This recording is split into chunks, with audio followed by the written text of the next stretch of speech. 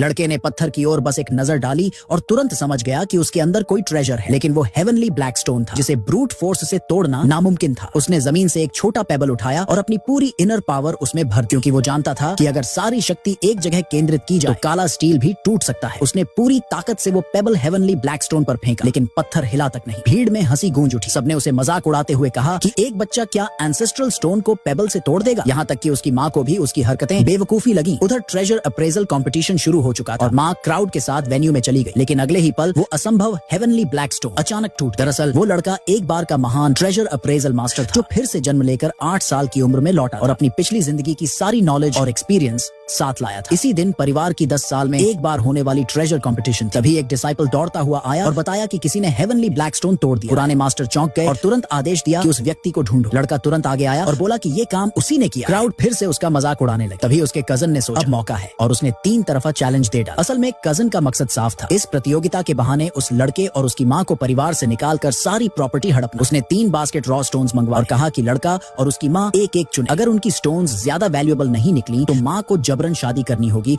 और लड़के के हाथ पांव तोड़ दिए जाएं। माँ को अब भी उम्मीद, क्योंकि कभी वो परिवार की शान रह चुकी, लेकिन कजन ने स्पिरिट कंट्रोल टेक्निक का इस्तेमाल किया, जिसे देखकर सब स्टन्ड रहे। लगता था उसके द्वारा चुनी गई स्टोन की वैल्यू करोड़ों की होगी। माँ की उम्मीद टूट, लेकिन लड़का हार मानने को तैयार नहीं था। उसने अपनी स्टोन की धड़कन सुनी और तुरंत